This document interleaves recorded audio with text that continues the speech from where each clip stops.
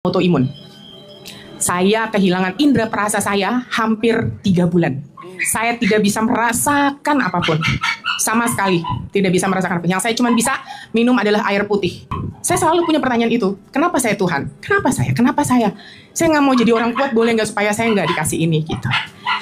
Ketika seseorang mengalami cancer, kita tahu itu artinya ada bagian dari sel-sel atau jaringan di dalam tubuh kita itu bekerja di luar kendali kita.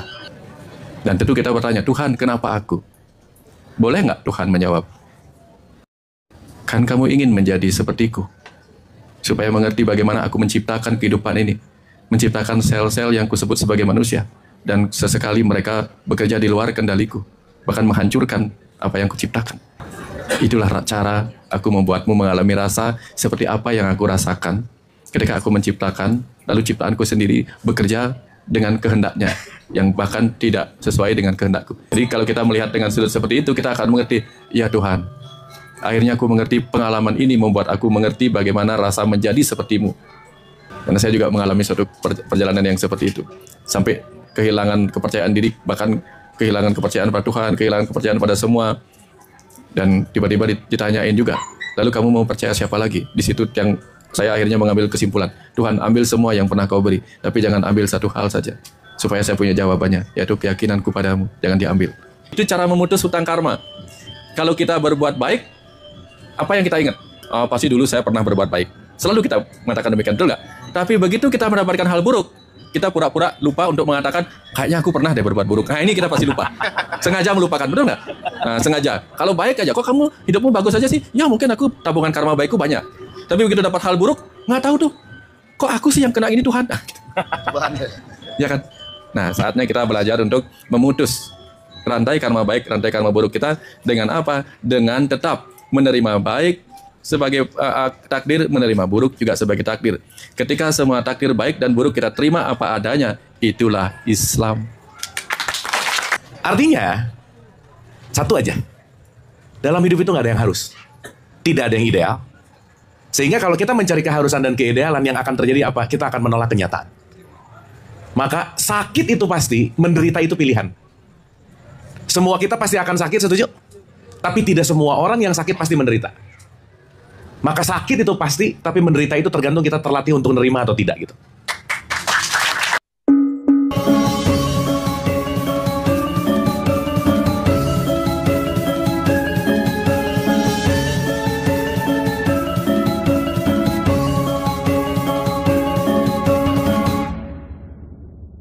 Sudah diselesaikan. Pada saat saya terdiagnosa cancer, saya langsung punya pertanyaan satu. Kenapa saya? Karena saya juga pernah dicoba sama Tuhan. Takdir yang buat saya tuh luar biasa. Dan saya sudah melewati itu. Satu hal teman saya bilang gini, karena Tuhan memilih kamu, karena kamu orang yang paling kuat yang bisa menjalankan takdir itu. Boleh nggak jadi orang kuat? Saya nggak mau jadi orang kuat kalau saya harus dicoba seperti ini. Akhirnya saya terdiagnosa tahun 2023 bulan Desember, tanggal 23 Desember 2023. Di saat yang bersamaan saya juga karena stres, saya juga terkena autoimun. Saya kehilangan indera perasa saya hampir 3 bulan. Saya tidak bisa merasakan apapun. Sama sekali tidak bisa merasakan apapun. Yang saya cuma bisa minum adalah air putih. Gitu. Nah, saya selalu punya pertanyaan itu. Kenapa saya Tuhan? Kenapa saya? Kenapa saya? Saya nggak mau jadi orang kuat, boleh nggak supaya saya nggak dikasih ini gitu. Sampai akhirnya saya ketemu seseorang di Jogja. Apa yang ada di dalam diri kita itu adalah takdir. Jadi kamu harus menerima itu. Saya mengolah perasaan itu. Saya coba mengolah perasaan itu. Akhirnya baik. Saya terima. 2024 saya melakukan operasi. Sampai akhirnya saya di titik gini, saya tidak mau terlihat orang yang seperti, maaf, orang yang sakit kanker. Saya nggak mau terlihat lemah, saya nggak mau gitu. Sampai akhirnya saya jadi merasa bukan berpura-pura, tapi saya merasa selalu kuat padahal enggak. Hal yang menarik dari hari ini Kang Abu adalah dalam perjalanan hidup saya sampai di titik saya didiagnosa kanker adalah saya belajar mengenal diri saya. Mengenal diri saya lewat apa? Bahwa everything come for a reason. Hari ini everything come for a reason. Saya bisa pindah ke Bali, saya bisa ke rumah semesta, saya bisa ketemu teman-teman, saya bisa ketemu Kang Abu, saya bisa dikasih pikiran tentang apa. Ketika satu orang teman saya bilang gini, tahu nggak kenapa lo dikasih cobaan lagi? Itu adalah karma. Saya punya pertanyaan. Karma itu selalu identiknya dengan sesuatu yang negatif kan Kang Abu? Hari ini Kang Abu ngebuka pikiran saya bahwa itu adalah cara pandang kita. Kita terlalu sering dijejeli sama karma itu adalah sesuatu yang negatif. Yang saya mau sharing ke teman-teman dan Kang Abu dan Pak Wayan semua adalah everything itu come for a reason. Kadang kita merasa bahwa kita udah melakukan yang terbaik, tapi ternyata hasilnya nggak baik, belum baik gitu. Tapi yakin teman-teman semua, yang disebut hidup itu adalah perjalanan dan akhirnya belajar. Kita nggak pernah tahu ujungnya apa, bener nggak sih Kang Abu? Yang paling bisa kita lakukan pada saat itu saya adalah everything come for a reason.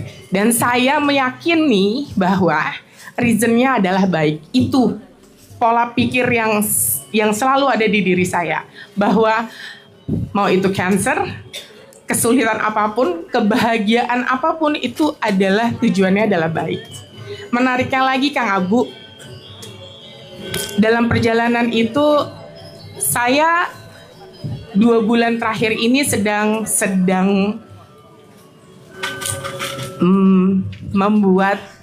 mendrafting buku saya. Judulnya Menemukan Aku. Aku tuh bukan cuma saya, aku tuh kita semua. Kita tuh bertemu banyak hal yang sebenarnya membuat kita menemukan diri kita dalam setiap pertemuan. Salah satunya adalah hari ini. Saya akhirnya bisa melepaskan tentang bahwa apa yang terjadi sama saya itu karma dalam bentuk tidak baik gitu. Padahal itu juga jadi jalan karma buat kebaikan saya. Jadi saya mau bilang terima kasih semesta karena sudah mentakdirkan saya datang hari ini ke tempat ini. Semoga juga jadi kebaikan buat kita semua. Itu aja yang mau saya sampaikan. Baik, terima kasih Mbak Uri, luar biasa. Pembelajarannya nanti kita bahas. Keren. Oke, 2 dari sana, silakan. Mau dibantu Mbak Uri. Di sebelah sini ada 2 tadi. Ada sana tadi sudah saya tunjuk, 1 ibu, 1 lagi pria. Tadi mana? Oke, silakan, silakan. Selamat malam Kang Abu sama Pak Wayan. Mana yang mau nanya? Oh, berdiri lah, boleh? Enggak, ampura. Boleh berdiri, Oh, iya. mungkin Oke. supaya terlihat. Terima kasih. Oke, selamat malam. Saya Wisnu Wardana dari Denpasar. Begini, saya mau bertanya ini lebih kepada diri saya sendiri sama keluarga saya. Kalau untuk diri saya sendiri begini, untuk konteksnya pengendalian emosi. Terkadang begini, ketika saya dalam situasi tenang, saya bisa menerima pembicaraan dan saya bisa menerima nasihat tersebut dengan baik. Namun ketika di tengah-tengah pembicaraan dan nasihat tersebut tiba-tiba saya mendengar sesuatu yang kurang menyenangkan atau kurang berkenan bagi hati saya, tiba-tiba semua penerimaan dan semua ketenangan itu tiba-tiba buyar semua, itu hilang semua. Itu baiknya bagaimana cara untuk mohon petunjuknya biar saya bisa lebih tenang dan bisa lebih sabar, biar lebih stabil. Sama begini, untuk keluarga saya mau nanya. Di keluarga besar saya ada beberapa orang yang mengalami gangguan jiwa, gejala autis, dan juga kurang fokus atau susah berbicara. Itu kira-kiranya apakah ada korelasinya dengan rantai karma sebelumnya atau bagaimana? Terima kasih. Baik, terima kasih. Tepuk tangan buat Wisnu ya, Wisnu Wardana. Silakan satu lagi, Ibu. Baik, terima kasih atas kesempatannya Bapak. Nama saya Suci. Saya tinggal Bu Suci, silakan berdiri. Ya, silakan berdiri supaya terlihat. Terima kasih. Oh, iya. Terima kasih. Nama saya Suci, Bapak, Pak Dokter. Selamat malam, Kang Abu, Pak Surya. Saya tinggal di Panjer, Denpasar. Mungkin saya cerita sedikit. Saya memiliki 3 anak. Dan yang paling kecil, anak saya saat ini baru berumur 9 tahun. Flashback, saya cerita dulu waktu saya lahiran anak saya yang ketiga. Kebetulan yang pertama, kedua adalah cewek, yang ketiga adalah cowok. Jadi bagi kami orang Bali memang penting sekali ada cowok. Jadi beda usia dengan kakaknya itu sekitar 10 tahun. Pada saat lahiran, ketika dengan seksio, ketika suster membawa bayi saya ke kamar, hal yang saya lihat adalah tanda lahir. Kebetulan anak saya ada tanda lahir agak bolong sedikit di bawah klavikula, tulang klavikula kiri. Kemudian ketika saya melihat itu, saya seperti dibawa ke masa lampau, Pak. Dan saya melihat satu pertarungan di mana saya melihat saya mencekik sendiri anak saya. Waktu itu entah kelamin saya laki-laki atau tidak, yang jelas kami berdua terlibat dalam sebuah pertarungan. Kemudian dengan mencekik, kemudian saya sendiri dengan melihat sendiri menusuk persis di bagian luka yang ada pada anak saya saat lahiran itu. Kemudian pulang dari rumah sakit dengan perasaan yang campur aduk memang waktu itu. Saya cerita sama suami saya dan hanya bisa cuman menghibur saja. Tetapi hampir selama 3 oton kalau di Bali, hampir 1,5 tahun waktu itu anak saya seperti mengalami baby blues. Jadi kebetulan karena saya seorang nakes juga. Jadi apakah saya baby blues ya? Karena apa? Saya ketakutan melihat pisau karena terbayang saat-saat di mana saya menusuk anak saya sendiri waktu itu pada kondisi di masa lampau itu. Kemudian selama 1,5 tahun itu saya benar-benar sangat tersiksa sekali karena, dan saya takut untuk ditinggal berdua aja di rumah sama anak waktu itu. Tapi beruntung setelah usia anak saya 1,5 tahun, rasa itu hilang. Tapi ada rasa ketakutan terkadang, Pak. Sekarang anak saya sudah berusia 9 tahun. Yang mungkin masih saya pendam selama ini. Cuman akhirnya sedikit tercerahkan ketika saya mulai membaca buku-bukunya Dr. Wayan. Dan juga melihat beberapa di YouTube-nya beliau. Saya mulai tercerahkan sedikit tentang bagaimana karma. Kemudian yang saya tanyakan adalah, apakah yang menjadi pikiran saya, apakah hal itu benar apa tidak. Kemudian kalau memang itu adalah satu peristiwa yang harus nantinya pasti akan saya bayar kalau kita bicara karma, dengan rasa yang sama. Jadi ketika saya membaca bahwa kelahiran kita saat ini adalah membayar hutang pelajaran dan juga hutang rasa. Itu yang saya baca dari Pak Dokter. Jadi tentunya ada sedikit kekhawatiran apakah nanti dulu saya berbuat seperti itu pada anak saya akan diperlakukan sama. Sehingga apa yang saya lakukan setiap malam, hampir setiap malam, saya kayak satu ritual setiap mau tidur, kebetulan anak masih tidur sama saya. Jadi, Mama sayang Oming. Anak saya panggil Oming karena Komang yang ketiga. Mama sayang Oming. Oming sayang Mama. Mama cinta sekali sama Oming. Oming cinta Mama selalu. Jadi, karena apa?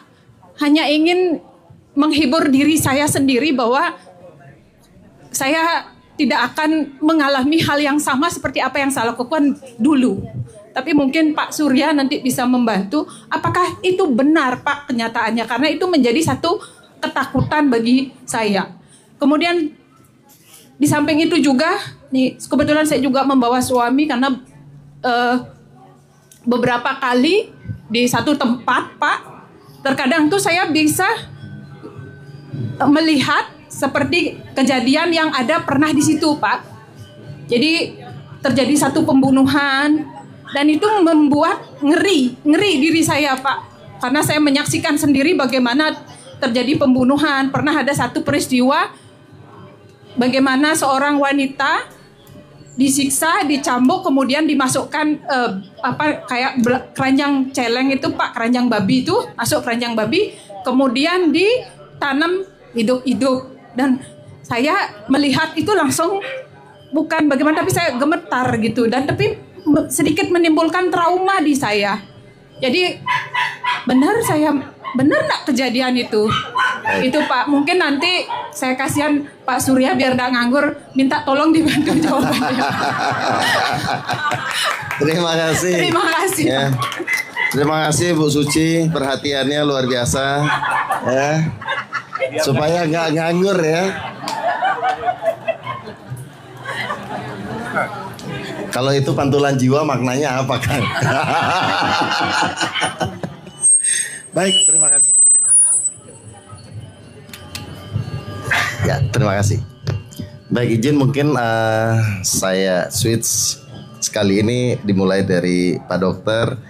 Boleh izin saya ulang lagi sedikit pertanyaannya. Ketiganya terkait dengan karma, Pak Dokter. Mbak Uri, ada pun pentingnya adalah kenapa saya? Kenapa nggak yang lain gitu? Bagi-bagi lah gitu ya. Dan Wisnu Wardana juga pertanyaan tentang karma, gangguan jiwa ataupun apa yang terjadi, penyakit, itu ada korelasinya nggak terkait dengan karma? Nah, Bu Suci ditambahkan kaitannya dengan masa lalu, kehidupan sebelumnya. Apakah itu yang menyebabkan, dan ketakutan apakah itu akan terulang lagi pada kehidupan ini? Silakan Pak Dokter. Menarik sekali nih, menarik. Nah, makasih. Mbak Uri, ini mana? Uri. Ya, tadi Mbak Uri menyampaikan bahwa kita semua guru gitu ya. Karena kita semua bertemu pengalaman.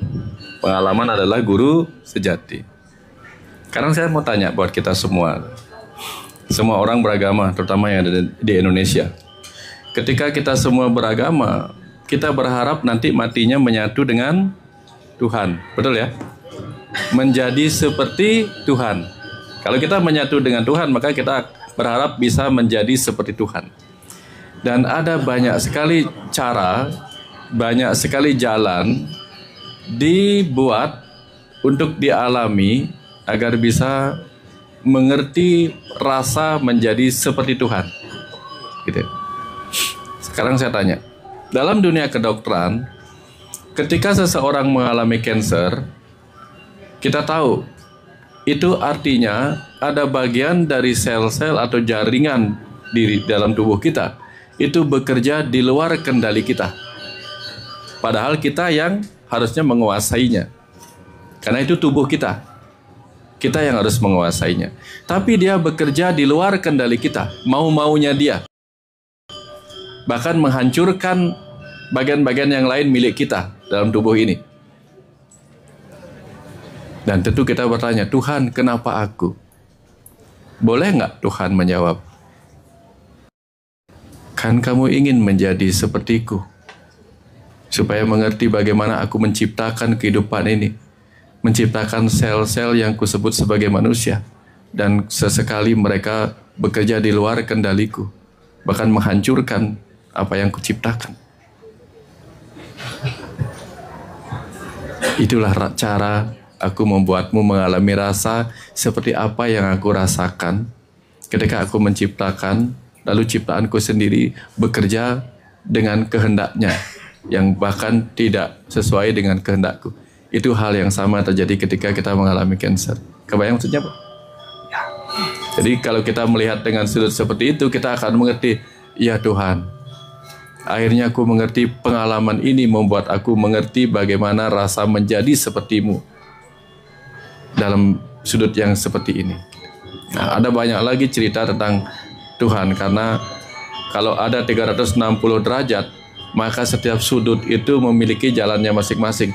Ada yang belajar menjadi ayah ibu semesta dengan cara memiliki 2 atau 3 anak yang satu sama lain karakternya berbeda, tapi harus disayangi semuanya.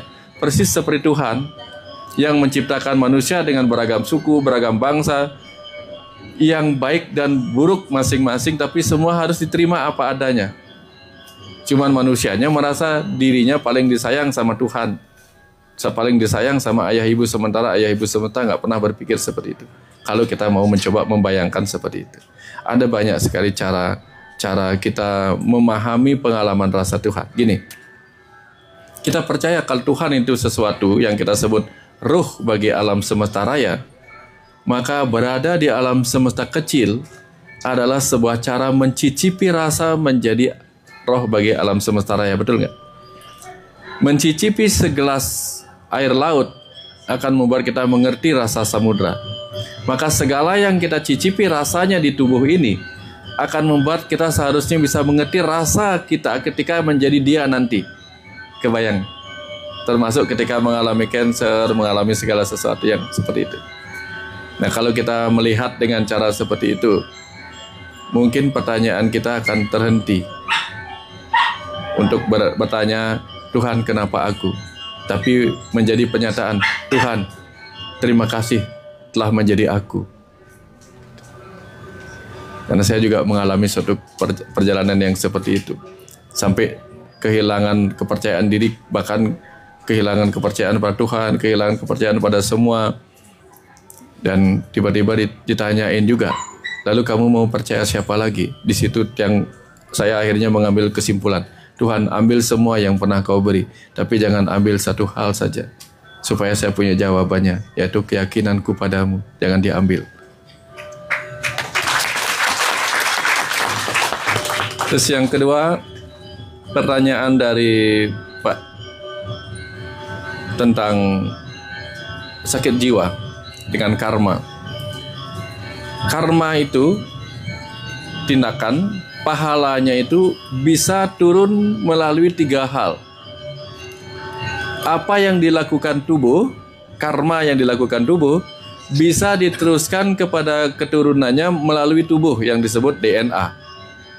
Apa yang dipelajarin oleh pikiran bisa diteruskan kepada keturunannya melalui transfer pengetahuan. Bagaimana orang tua mengatasi masalahnya, bagaimana orang tua menghadapi atau mencari solusi atas masalahnya, itu akan ditiru oleh anak-anaknya. Lalu ada yang diturunkan, karma pahala diturunkan melalui sang ruh. Kebayang sampai sini ya? Jadi ada reinkarnasi, kecerdasan itu bereinkarnasi melalui tubuh, melalui DNA, melalui pikiran. Maka sifat-sifat kadang-kadang sifatnya ini kok mirip sama kakeknya dulu gitu. Kebayang ya? Atau ini wajahnya kok mirip seperti ibunya. Nah, jadi ada yang diteruskan, diwariskan melalui tubuh, DNA, ada yang diteruskan melalui pikiran, dan yang terakhir diteruskan oleh jiwa. Nah, ketika karma pahala diteruskan tautannya melalui jiwa, disitulah ada kelahiran-kelahiran yang bertautan dengan karma-karma yang sama. Maka dia sering ketemu keluarga dengan tautan karma yang sama yang membuat mereka terlahir di kehidupan seperti itu. Nah, jadi kalau kita memiliki keluarga seperti itu, bisa karena kita diajak belajar sama-sama, bisa juga kita diajak untuk menjadi pembimbing. Kita duluan terlahir sebagai orang yang mengalami A, lalu punya anak mengalami A, tujuannya supaya kita bisa membimbing anak yang mengalami A agar bisa sampai ke tahap seperti yang kita ada saat ini. Itu tautan karma. Sehingga ada orang sakit ini, sakit itu, bukan hanya sakit jiwa, sakit ini, sakit itu, dan sebagainya. Itu memang disiapkan, ada tautan-tautan karmanya. Ini akan nanti bisa dicek relate-nya dengan kisah Mahabharata yang juga akan berkaitan dengan pertanyaan tadi itu. Pertanyaan baby blues tadi itu. Ya, ketika tiba-tiba, mungkin saya nggak tahu, seseorang yang dalam kondisi habis melahirkan, perdarahan, ya bukan perdarahan besar ya, darah keluar, tentu akan mengalami kondisi kekurangan darah. Nah, kondisi kekurangan darah itu mudah membuat tubuh kita menjadi bisa rileks, bisa lemes habis melahirkan karena energi habis. Dalam kondisi yang lemes, rileks dan sebagainya itu, kita cenderung mudah mengalami kondisi yang down. Down dalam arti pikiran kita pun bisa turun ke gelombang yang tanda petik gelombang meditatif. Makanya wanita kalau lagi menstruasi dilarang pergi ke tempat suci. Karena kita nggak tahu. Dia sangat mudah dengan kondisi menstruasi, moodnya bisa menjadi sangat turun. Bisa menjadi sangat terpengaruh. Nah, kalau dia pergi ke tempat suci, doanya nggak benar. Dan dia sangat menjadi sakti tanda petik ya, kalau orang lagi menstruasi itu kan apapun yang dia pikirkan mudah menjadi kenyataan karena kondisi lagi ngedrop. Karena pendarahan. Ya, yang namanya kita gelisah kan, menstruasi gelisah, lalu datang dengan kondisi meditatif, gelisah, maka belum tentu pikiran jernih yang muncul sebagai doa, bisa berbahaya. Nah, ketika kelahiran, keluar cairan banyak, lemes, masuk gelombang meditatif, mungkin kemudian di sana dia mudah terhubung dengan cerita kehidupan masa lalunya, antara dia dengan anak. Tidak perlu melakukan hipnoterapi pada saat itu terjadi auto-hipnosis. Nanti Pak Surya yang akan lebih menjelaskan. Sehingga tiba-tiba dia bisa melihat apa yang terjadi di masa lalunya. Nah, lalu bagaimana seharusnya menyikapi? Banyak orang sibuk mau cari tahu bagaimana kehidupan masa lalu saya dengan melalui hipnoregresi. Tapi begitu ketemu yang baik, senang, begitu ketemu yang buruk, takut. Nah, ini risiko. Benar nggak Pak Surya? Karena itu hati-hati. Ada orang pingin masuk ke hipnoregresi, melihat masa lalunya untuk mengenal ternyata dulu aku adalah seorang raja keturunan Majapahit. Sukanya di situ. Tapi begitu, ternyata dulu aku pernah disakiti oleh si A. Jangan-jangan sekarang si A lahir untuk menyakiti aku. Bisa muncul seperti itu. Nah, tapi sebenarnya kalau kita menemukan ada tautan karma seperti itu, maka sebenarnya itu jalan pembebasan. Contoh. Resi Bisma tahu bahwa Dewi Amba akan lahir sebagai Dewi Sri Kandi. Dengan memahami itu, dia mudah mencapai keikhlasan untuk menerima apapun yang akan terjadi antara aku dengan Sri Kandi akan kuterima sebagai tautan karma yang harus kutebus. Yang kedua, Prabu Salya itu adalah paman dari para Pandawa, betul nggak? Tapi Prabu Salya tahu bahwa skenario semesta akan membuatnya bermusuhan dalam perang Mahabharata dengan Pandawa, ponakannya sendiri. Supaya apa? Supaya dia bisa berhadapan dengan Yudhistira. Karena dulu di masa lalu Yudhistira adalah adiknya sendiri yang bernama Sukrasana, berwajah buruk tapi sangat sakti dengan kekuatan Candrabirawa. Gara-gara kekuatan Candrabirawa yang dimiliki Sukrasana yang buruk itulah kemudian Sumantri berhasil memenangkan pertempuran sebuah kerajaan sehingga dia diangkat menjadi orang petinggi di situ. Tapi begitu adiknya yang dia janjikan nanti kalau kakak berhasil di sana diangkat menjadi petinggi karena memenangkan pertempuran istana itu, kamu akan kubawa. Tapi karena si Sukrasana wajahnya buruk, cebol, mengerikan, dia nggak jadi ngajak adiknya. Dia janji apa namanya? Nggak apa namanya? Apa? Nggak ikrar janji apa namanya? Apa namanya? Kalau melanggar janji apa namanya? Ingkar janji. Saya dengarnya ikrar. Ingkar janji. Dia ingkar janji. Akhirnya apa? Dia bunuhlah adiknya. Dia bunuh adiknya. Nah, begitu adiknya dibunuh, kekuatan Candra-Birawa, karena dia nggak mungkin membunuh adiknya, nggak mungkin. Karena kekuatan Candra-Birawa itu, dia mintalah Candra-Birawa itu. Begitu Candra-Birawanya masuk ke dalam tubuhnya Sumantri, dibunuhlah adiknya.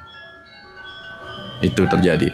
Maka di pertempuran Mahabharata, Bharatayuda, Yudhistira yang adalah titisan dari Sukrasana menagih janji. Dia mengambil kembali Candra-Birawa yang pernah diberikan kepada kakaknya Sumantri yang sekarang menjadi pamannya, yaitu Salya.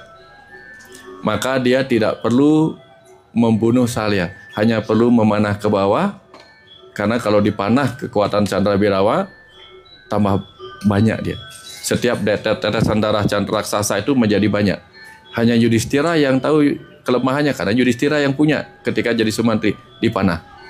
Nah, Salya ikhlas menerima itu karena dia tahu ini penebusan utang karma. Cerita yang lain lagi. Sri Krishna meditasi di sini pasca perang Mahabharata, meditasi di sini di sebuah tempat alang-alang penuh alang-alang. Tiba-tiba seekor kijang lewat. Sri Krishna diam saja ketika kijang itu tiba-tiba berbaring di dekat kakinya. Nah, seorang pemanah bernama Kijara membidik mata kijang itu. Begitu mata kijang itu lompat, yang dia lihat tetap berkilauan, ternyata mata kakinya Sri Krishna. Panahnya melesat, panah yang berisi ujung panah yang merupakan kutukan seorang resi. Yang terjadi apa? Sri Krishna menemui ajalnya. Kijara kemudian ketakutan. Aduh, maafkan aku rajaku, aku telah menyebabkan engkau terluka dan sebagainya. Apa kata Sri Krishna? Tidak apa-apa. Kamu memang rakyatku sekarang. Kamu memang melukaiku. Tapi ini penebusan karma, karena dulu akulah yang melukaimu ketika aku menjadi Rama dan kamu menjadi Subali. Nah, artinya apa? Ketika kita pernah masuk ke regresi, entah dibuat oleh atau dibuat mengalami sendiri atau memang memasuki atas bantuan seorang hipnoterapis, ketika kita melihat hal buruk yang pernah kita lakukan pada orang lain di masa lalu, ini merupakan berkah karena akhirnya apa? Kita bisa ikhlas, bukan malah takut untuk menerima rasa sakit itu. Kebayang sampai sini maksudnya? Nah, tapi kalau kita nggak pernah bertemu dengan ini, kita mulai kayaknya di bagian-bagian akhir kita baru masuk ke tema utama. Maka ketika kita nggak masuk ke hipnoregresi, nggak melihat masa lalu, nggak apa-apa. Sekarang gini, ini hidup sekarang, ini hidup masa lalu yang kita nggak tahu, karena ada batas dari kematian. Kebayang ya, ini kematian, ini hidup sekarang. Ini hidup masa lalu kita. Kalau hari ini saya pedas, maka kemarin saya makan apa? Cabai. Nggak perlu. Apakah perlu hipnoregresi untuk mengetahui itu? Nggak usah.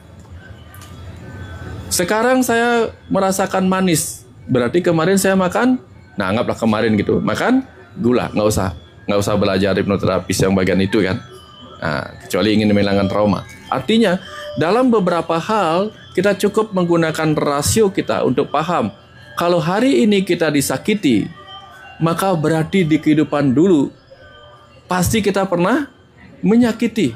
Dan hari ini kita sedang ditebus hutang karma kita. Karena semua agama mengajarkan yang pernah berbuat salah nanti akan dihukum di neraka. Di mana neraka itu bukan di situ, ya di sini. Maka ketika kita sekarang ada di neraka ini, dalam kehidupan yang gelap, maka kemungkinan kita sedang menebus utang-utang karma buruk kita di masa lalu. Berterima kasihlah pada orang yang menyakiti kita karena dia sedang mencuci kita. Gitu. Itu caranya melihat. Itulah yang disebut pandangan benar. Artinya apa? Kalau kita sudah memiliki pandangan benar, yang salah akan terlihat benarnya. Tapi begitu kita belum memiliki pandangan yang benar, semua terlihat salah. Nah, jadi begitu kita belum ketemu benarnya, jangan-jangan aku yang salah paham. Bukan dia yang salah, tapi aku yang salah paham. Aku yang salah terima. Betul nggak? Nah, sampai sini dapat ya? Jadi itu cara memutus hutang karma. Kalau kita berbuat baik, apa yang kita ingat? Nah, kenapa karma selalu berhubungan dengan hal-hal buruk? Karena begitu kita mendapatkan kebaikan, apa yang kita ingat? Oh, pasti dulu saya pernah berbuat baik. Selalu kita mengatakan demikian, betul nggak? Tapi begitu kita mendapatkan hal buruk, kita pura-pura lupa untuk mengatakan, kayaknya aku pernah deh berbuat buruk. Nah, ini kita pasti lupa. Sengaja melupakan, betul nggak? Nah, sengaja. Kalau baik aja, kok kamu hidupmu bagus aja sih? Ya mungkin aku tabungan karma baikku banyak. Tapi begitu dapat hal buruk, nggak tahu tuh. Kok aku sih yang kena ini Tuhan? Nah, gitu. Ya kan? Nah, saatnya kita belajar untuk memutus rantai karma baik, rantai karma buruk kita dengan apa? Dengan tetap menerima baik sebagai takdir, menerima buruk juga sebagai takdir. Ketika semua takdir baik dan buruk kita terima apa adanya, itulah Islam. Kira-kira seperti itu. Baik, terima kasih Pak Dokter. Kasih plus dulu buat Pak Dokter. Terima kasih. Ya. Izin dilanjutkan, Kang Abu. Keren nih, pertanyaannya luar biasa ya. Ya. Kang, silakan Kang. Pertanyaan luar biasa, penontonnya udah lemes ya. Ya udah nasi, coba gimana? Oke, saya mungkin hanya memberikan catatan kaki aja untuk Mbak Uri sama Mas Wisnu sama satu lagi Mbak siapa tadi? Mbak Suci. Mbak Suci. Ya. Ya, gini. Kita selalu berpegang kepada ada 2 poin teman-teman Ibu Bapak. 1, seapa adanya. 2, sebagaimana harusnya. 1 apa tadi?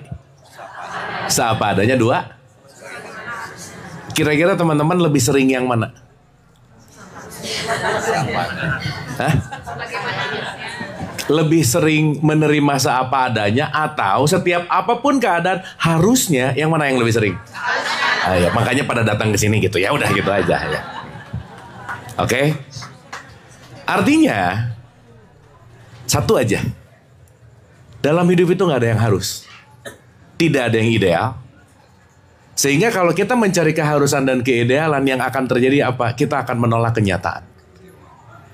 Maka sakit itu pasti, menderita itu pilihan. Semua kita pasti akan sakit, setuju? Tapi tidak semua orang yang sakit pasti menderita. Maka sakit itu pasti, tapi menderita itu tergantung kita terlatih untuk menerima atau tidak gitu. Nah, jadi mungkin kalau tadi Mbak Uri bilang, kenapa aku? Oke. Kenapa aku? Itu adalah fase pembelajaran. Karena ya mohon maaf ya teman-teman Ibu Bapak, maaf nih ya, kita ngelihat dengan seapa adanya. Mau cancer, mau sehat, mau A, mau B, mau diabetes, mau apa. Itu adalah sesuatu yang diberikan nama yang kita menolak karena kita nggak ingin seperti itu. Penderitaan ketika sakit itu cuma satu. Karena begitu sakit, aku pengennya sehat. Begitu nggak punya, aku pengennya punya. Begitu di depan cuma ada tempe, aku pengennya wagyu. Udah aja menderita pasti. Betul nggak? Berarti penderitaan adalah tidak menerima seapa adanya karena ingin memodifikasi segala sesuatu yang terjadi saat ini sebagaimana harusnya. Nah, saat kita melepaskan sebagaimana harusnya, termasuk tadi, gimana sih kalau lagi batinnya tenang tuh ngedenger enak? Iya. Tapi begitu chaos jadi gak enak? Oke. Ya sama kayak, ya mohon maaf ya teman-teman Ibu Bapak, banyak orang yang mencari kedamaian tuh ke gunung Tapa. Waduh, aku damai di atas gunung. Ya iya, nggak ada yang ngeganggu ya, Pak. Tapi justru kehebatan terjadi saat ada keramaian, saat ada kekeosan, kita masih bisa ada dalam wilayah ketenangan atau tidak gitu. Nah, jadi balik Mbak Uri, teman-teman semua juga Mas Wisnu, Mbak Suci, bahwa semua penderitaan terjadi karena kenapa? Kita ingin memodifikasi kekinian sesuai dengan apa yang aku inginkan. Jadi rumusnya ulang-ulang. 15L. Catat ya. L yang pertama, latihan. L yang kedua, latihan. L yang ketiga, gimana caranya jadi orang gak pelit? Gak bisa ngomong, aku diturunkan dan dilahirkan sebagai orang pelit. Gak bisa. Kenapa? Karena pelit dibiasakan. Mengeluh dibiasakan. Semuanya adalah kebiasaan yang perlu dilatih untuk sekali lagi, bukan sebagaimana harusnya, tapi aku menerima seapa adanya. Terima kasih. Wah, luar biasa. Tepuk tangan sekali lagi Kang Abu. Oke, Kang. Saya boleh izin Kang, dikit aja jawab Bu Suci supaya saya kelihatan nggak nganggur. Gitu. Setuju. Saya tuh baru mau ngomong. Mas Surya agak kerja dong dikit gitu. Supaya enak dapat nasi bungkusnya, nanti makannya enak. Oh, saya kerja nih gitu. Oke, Bu Suci. Jadi saya dulu sebelum menekuni ini juga ya terkait dengan hipnosis dan lain sebagainya spiritual. Saya rasa hal itu adalah sebuah cerita dan dongeng saja gitu tentang masa lalu. Oh, ada orang yang dibunuh bagian ininya dan kehidupan sekarang membuat dia sakit karena itu ada kaitannya dengan masa lalu. Nah, dulu saya anggapnya sebuah dongeng gitu. Sampai akhirnya saya bertemu beberapa kasus yang real itu terjadi. Ya. Jadi secara medis dicek MRI segala macam aman gitu ya. Tapi bagian tertentu tubuhnya merasakan rasa sakit. Nah, ketika dilakukan proses ya dialog, kemudian regresi, masuklah di kehidupan sebelumnya, di mana ada kaitannya apa yang dialami saat ini dengan kejadian yang dialami masa lalunya. Jadi ada kaitannya. Nah, termasuk kaitan rasa secara fisik atau rasa secara perasaan. Nah, tadi Bu Suci mengalami hal itu. Secara alami seperti Pak Dokter katakan, secara alami melakukan proses regresi kembali ke kehidupan sebelumnya. Tapi Kang Abu sudah sampaikan tadi bahwa apa yang kita alami adalah bagaimana cara kita memaknai. Tinggal dipilih Bu Suci, apakah dimaknai sebagai oke, saya akan mengalami balasan dari apa yang sudah saya lakukan di masa lalu dan itu akan terbalaskan melalui anak saya, atau dimaknai sebagai oh, ini saatnya saya menabur hal baik kepada anak saya agar kedepannya mendapatkan satu takdir atau harapan ke depan lebih baik, harapan ke depan lebih baik, harapan ke depan lebih baik. Silakan dimaknai karena free will-nya di sana, kehendak bebas kita ada di sana, memaknai apa yang terjadi atas apa yang kita alami saat ini. Jadi segala hal memang untuk terkait dengan past life regression, satu sisi itu bukan jalan-jalan, karena tadi Pak Dokter juga note, ya kalau jalan-jalannya ke tempat yang asik, ya kalau jalan-jalannya ke tempat yang tidak mengasihkan, justru itu akan membuka luka lama. Jadi kembali semua adalah paradoks, semua adalah ada konsekuensinya. Jika titik-titik maka ya silakan. Jika A ya maka ada konsekuensinya. So mau past life regression pasti ada konsekuensinya. Mau tidak juga ada. Nah terkait dengan tadi kita ada kesempatan untuk memilih dalam memaknai ya. Terima kasih Kang Abu, Pak Dokter, luar biasa sekali. Saya mengambil intisari-intisari dari apa yang beliau sampaikan. Bagus, udah kelihatan kerja. Boleh makan Kang ya. Tapi saya perlu tanya Bu Suci, udah kelihatan nggak nganggur Bu Suci? Supaya terpuaskan gitu ya. Oke, Bapak Ibu sekalian ya, kembali setiap pertemuan selalu ada ya kembali perpisahan ya. Mohon izin Bapak Ibu karena memang waktunya ada keterbatasan, kita tutup hari ini, kita maknai hari ini sebagai satu pembelajaran untuk kita semua oleh satu perenungan dari guru kita Pak Dr. Wayan Mustika. Izin guru untuk dibimbing. Terima kasih. Bapak Ibu, kita tiba pada jeda untuk pembelajaran kita hari ini. Jadi Dalam keterbatasan ini kita tidak mengerti apa sebenarnya yang sedang terjadi. Kita tidak bisa menyimpulkan apa-apa. Tetapi biarlah jiwa yang memberi hidup kepada kita lah yang memberi jawaban, memberi pesan untuk kita bawa sebagai bekal setelah keluar dari tempat ini. Biarlah Ayah Ibu semesta yang memberi apa yang pantas untuk kita jadikan bekal perjalanan berikutnya. Mari para jiwa anak-anak semesta duduk dalam hening, tinggalkan sejenak tubuh ini, tinggalkan sejenak keriuhan pikiran ini. Biarlah dalam duduk ini kita menyatu dengan semesta yang tak terbatas untuk mengerti arti kehidupan yang kita jalani ini. Tetap tenang, tetap memusat pada keagungan yang memenuhi semesta di luar diri kita dan ada di dalam diri kita. Nikmati setiap suara yang menandakan hadirnya Tuhan sebagai Sang Bayu.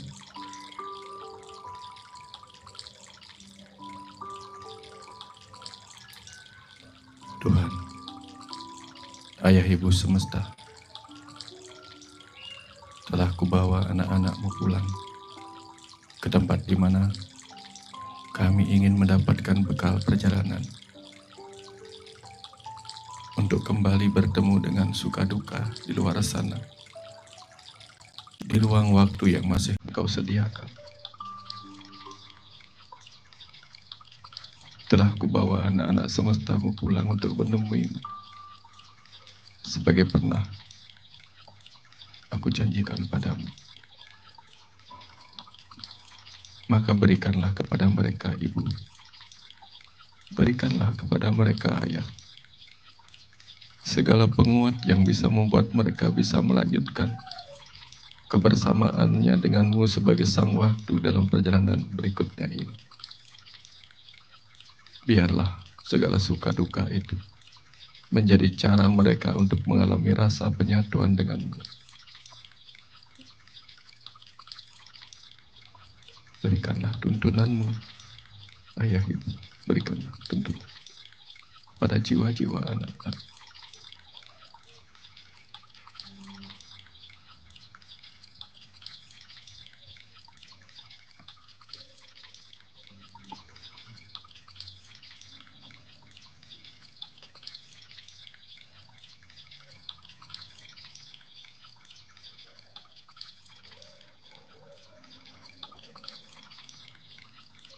Anakku, para jiwa, dengarkanlah kata-kataku ini. Perjalanan hidupmu sesungguhnya adalah perjalananku untuk mencicipi setiap rasa yang aku ciptakan. Perjalanan hidupmu adalah perjalananku bersama waktu yang aku ciptakan, bersama tubuh yang aku ciptakan, bersama ruang yang juga aku ciptakan. Tak ada satupun yang bukan bagian dariku. Aku yang menciptakan cerita kehidupan ini. Aku yang memberi rasa pada setiap ciptaan. Aku yang memberi rasa pada setiap cerita. Aku pula yang akan merasakan setiap rasa itu.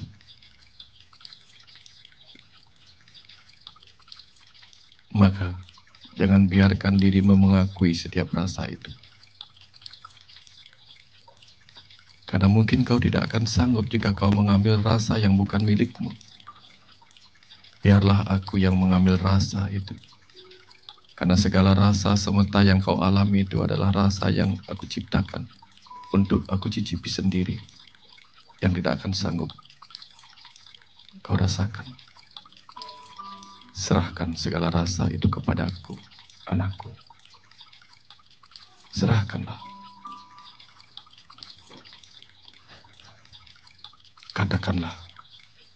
Katakanlah seperti ini. Wahai jiwaku, untuk setiap rasa yang aku alami dengan tubuh ini, dengan pikiran ini, aku serahkan kepada kuasa-Mu, karena Engkaulah pemilik dari segala rasa itu. Kaulah yang menerimanya. Maka dengan itu aku pun sebagai tubuh dan pikiran akan menerima segala rasa yang Kau terima. Maafkan keterbatasanku sebagai pikiran dan tubuh ini, selalu menolak apa yang Engkau berikan. Maka ku serahkan kembali segala rasa itu kepada kuasa-Mu yang tak terbatas, yang menjadi asal dari segala rasa. Maka ketika Kau berkata seperti itu, anakku, akulah yang akan menyerap segala rasa suka dukamu jadi bagian dari diriku. Semua rasa suka duka itu akan lebur menjadi tanpa rasa bagiku, karena akulah rasa tanpa rasa.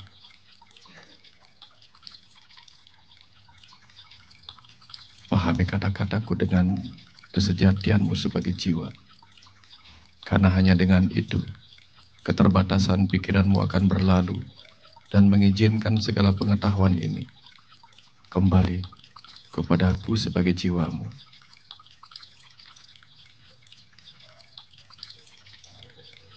Jika bersedih, bersedihlah, karena aku ingin menikmati kesedihan itu. Jika menangis, menangislah, karena aku ingin menikmati tangisan itu. Akulah yang menciptakan cara menangis. Akulah yang menciptakan tubuh yang mengerti rasa sedih, karena aku ingin mencicipi semua rasa itu. Maka mengalirlah dalam segala rasa, sampai tiba saat di mana engkau menangis tanpa mengerti bahwa itu adalah tangisanku, karena aku telah bertemu diriku sendiri, mengalami sendiri apa yang aku rasakan.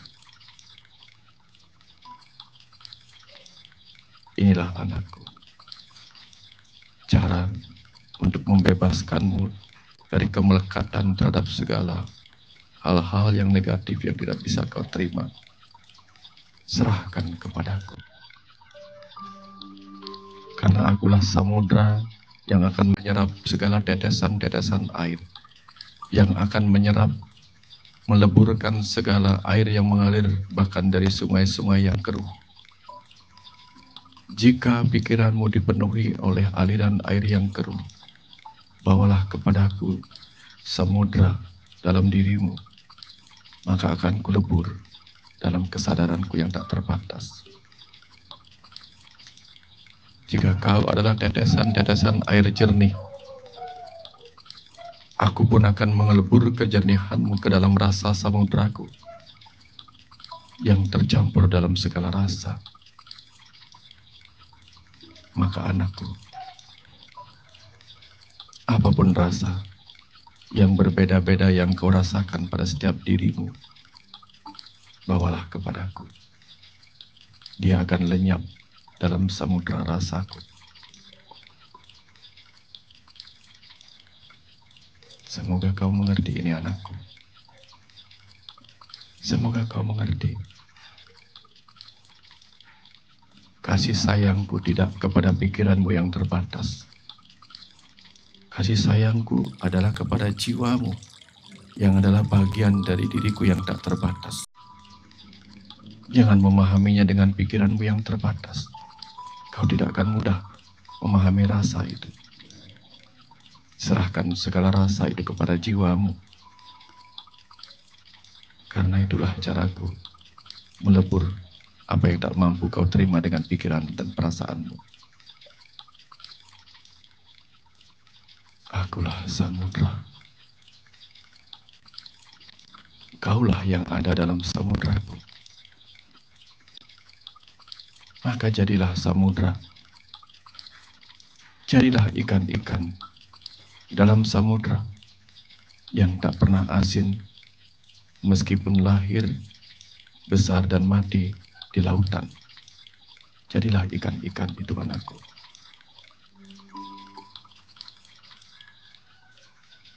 Jadilah ikan-ikan yang menikmati badai, gelombang, dan air tenang di dalamnya. Jika kau mengenalku sebagai samudra, kau akan mengenalku. Jika di atas sana, di atas kehidupan yang kau jalani penuh dengan gelombang, masuklah ke dasar samudraku. Kau akan melihat keindahan terumbu-terumbu karangku. Kau akan menikmati keindahan makna-makna yang kusimpan dalam gelombang suka duka kehidupan di samudra yang kau jalani ini.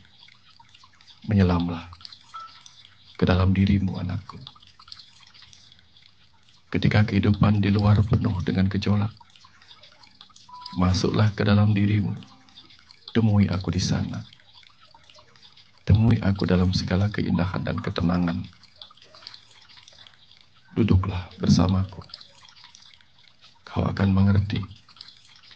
Badai itu hanya di luar sana. Badai itu hanya di permukaan sana. Tapi di dalam sini, aku adalah ketenangan yang menantimu untuk memelukmu dalam kedamaian. Temui aku di dalam dirimu anakku. Aku selalu menunggu. Aku selalu menunggu. Jangan terombang-ambing oleh gejolak. Jangan terombang-ambing oleh gelombang kehidupan. Masuklah ke dalam aku, sang jiwa dalam dirimu, menantimu untuk memberi ketenangan. Atau temui aku di mana-mana di luar dirimu, agar kau mengabaikan apa yang tidak ingin kau lihat. Karena aku selalu menyediakan diriku sebagai keindahan warna-warni bunga, keindahan suara burung-burung, kemerduan gemericik air, keindahan langit biru, untuk membuatmu mengerti. Aku adalah tempat kau berpaling dari keburukan, untuk melihatku sebagai cahaya yang penuh keindahan di luar sana. Maka kau punya pilihan. Pergilah ke dalam menemuiku sebagai jiwa, atau pergilah keluar menemuiku sebagai cahaya. Hanya dengan itu, kegelapanmu akan berlalu anakku. Semoga pesan hari ini kau mengerti. Dan selalu kau ingat, berpalinglah ke dalam yang tenang dan damai, atau berpalinglah keluar yang penuh cahaya dan keindahan. Aku menunggumu di sana sebagai jiwa yang tak terbatas. Lanjutkan perjalanan kehidupanmu anakku, karena aku masih punya banyak waktu untuk memainkan peran di dalam dirimu, untuk memberi cerita-cerita dan pelajaran pada kehidupan ini. Biarkan aku menjadi jiwamu untuk menyampaikan pengetahuan-pengetahuanku melalui cerita kehidupan yang kau mainkan. Dengan cara itulah kau akan mengerti rasa penyatuan denganku sebagai sang sumber pengetahuan. Mari anakku, resapkan pesanku ini dan kembalilah pada kehidupanmu dengan penuh kepercayaan diri, karena aku sudah ada di dalammu. Jangan kecewa pada kehilangan apapun, karena kau tak pernah kehilangan. Tak pernah ada yang hilang. Dia hanya berpindah dari apa yang terlihat menjadi tak terlihat, berpindah dari apa yang terdengar menjadi tak terdengar, berpindah dari yang tersentuh menjadi tak tersentuh. Hanya berpindah. Tak ada yang hilang anakku. Aku selalu ada bersamamu sebagai yang terlihat dan yang tak terlihat. Semoga kau mengerti kata-kataku ini. Aku selalu bersamamu. Aku selalu bersamamu. Hiduplah dalam keberanian karena kau telah bersamaku. Karena aku selalu bersamamu. Lanjutkan anakku. Lanjutkan.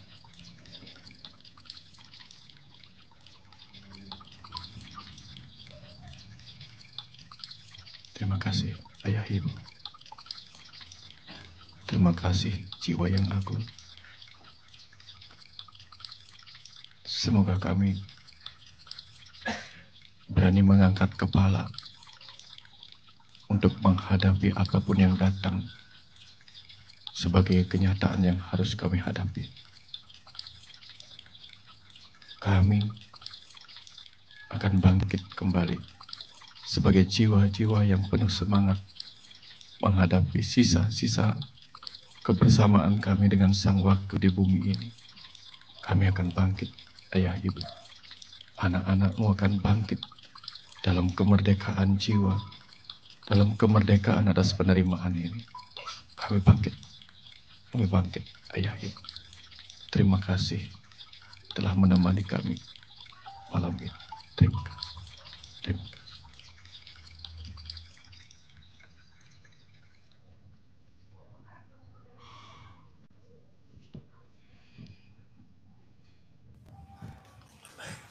Suksma, suksma, suksma, suksma.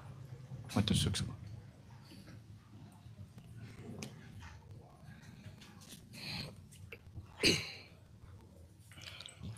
Baik, suksma guru, suksma Kang Abu. Terima kasih semesta, terima kasih Bapak Ibu semua. Dan biarkan pesan-pesan semesta tadi kita jadikan sebuah penutup dari kegiatan hari ini. Dan tentu saja banyak pemaknaan yang bisa kita terima.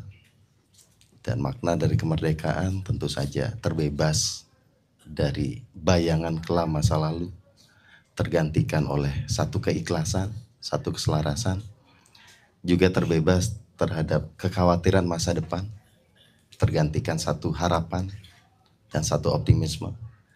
Dan tentu saja hal yang terpenting adalah bagaimana kita menikmati perjalanan hidup masa kini, yang mana di sana ada cara kita menikmati setiap pengalaman rasa dan jadikan setiap perjalanan adalah sebuah pembelajaran. Terima kasih semua, terima kasih Bapak Ibu. Dan sekali lagi tepuk tangan yang meriah untuk guru-guru kita, Pak Dokter, Pak Dokter, Kak Abu, terima kasih. Dan tentu saja guru-guru kita sebagai orang-orang yang hadir hari ini, terima kasih Bapak Ibu semua. Kita saling mendoakan, kita saling support untuk kita selalu selaras, sehat fisik, sehat mental, seperti Kang Abu katakan 15L ya, bahwa sehat fisik perlu dilatih, sehat mental juga perlu dilatih. Tepuk tangan untuk kita semua. Saya tutup dengan Pranama Santi, Om Santi, Santi, Santi Om. Wassalamualaikum warahmatullahi wabarakatuh. Salam, Namo Buddhaya, Rahayu, Rahayu, Rahayu. Terima kasih. Selamat malam, selamat berbahagia.